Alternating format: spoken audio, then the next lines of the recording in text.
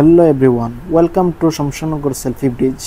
সবুজ চা বাগানের মাঝে এক টুকরো আধুনিকতা, শমশেরনগর কমলগঞ্জ রোডের নতুন সেলফি ব্রিজ। তাহলে চলুন দেখে আসি সেই সেলফি ব্রিজটি।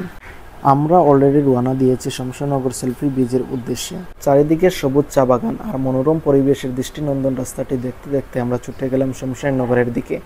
আজকে আমি আপনাদেরকে দেখানোর চেষ্টা করবো শমশেরনগরের সেই সেলফি ব্রিজের কিছু সৌন্দর্য ও প্রাকৃতিক দৃশ্যগুলো। দেখতে আমরা ইতিমধ্যে শমশেরনগর শহরে ঢুকে পড়েছি এবং শমশেরনগর যমুনা থেকে কমলগঞ্জ রোডে আমরা রওনা হয়েছি। মৌলভীবাজার প্রাকৃতিক সৌন্দর্যের কথা বললেই চোখে ভাসে চা বাগান আর উঁচু নিচু টিলা, কিন্তু এই সবুজ প্রাকৃতিক মাঝেই যখন আধুনিক স্থাপত্যের নতুন ছোঁয়া লাগে তখন সেই স্থানটি দ্রুতই পর্যটনের কাছে প্রিয় হয়ে ওঠে। তেমনই একটি স্থান হলো কমলগঞ্জ শমশেরনগর রোডে অবস্থিত নতুন সেলফি ব্রিজ। চারিদিকের প্রাকৃতিক সৌন্দর্যগুলো দেখতে দেখতে আমরা ইতিমধ্যে চলে আসলাম শমশেরনগর কমলগঞ্জ রোডের সেই নতুন সেলফি ব্রিজটিতে। এই ব্রিজটি মূলত শমশেরনগর এবং কমলগঞ্জের রোডের মধ্যবর্তী হালিমা বাজারের সামনে অবস্থিত।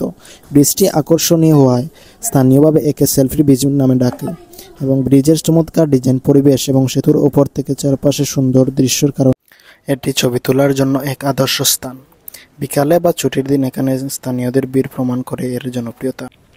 এই ব্রিজকে কেবল একটি চলাচলের পথ হিসাবে দেখলে ভুল হবে। এর বিশেষত্ব হলো এর সুন্দর দৃশ্য এবং ছবি তোলার উপযুক্ত পরিবেশ। এই ব্রিজ থেকে তাকালে দেখা যায় সারি সারি চা বাগান। এই সারি সারি চা বাগানের সবুজ দৃশ্যগুলি আপনার ছবিকে আরো সুন্দর করে তুলতে পারে। বিশেষ করে সন্ধ্যার আগে যখন সূর্য ডুবে তখন ব্রিজের উপর আলোর ছায়ার এক মনোরম দৃশ্য ফুটে ওঠে। এই সময়টি ছবি তোলার সেরা মুহূর্ত, যা আপনার সেলফি বা ছবিকে দিয়ে থাকে এক সিনেমাটিক লুক। স্থানীয়ভাবে নতুন সংস্কার করা এই সেতুটির ডিজাইন সাধারণের চেয়ে আলাদা হওয়ায় এটি সহজেই মানুষের নজর কাড়ে।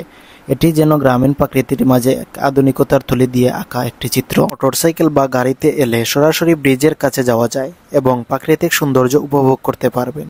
বিকাল 4টা থেকে সন্ধ্যা 6টা পর্যন্ত এই ব্রিজে প্রায়ই পর্যটকদের দেখা পাওয়া যায়, আর সবচেয়ে ভালো ছবি তোলার জন্য এই সময়টা পারফেক্ট। আজ এই পর্যন্তই, তবে দেখা হবে অন্যদিন অন্য কোনো ভিডিও নিয়ে।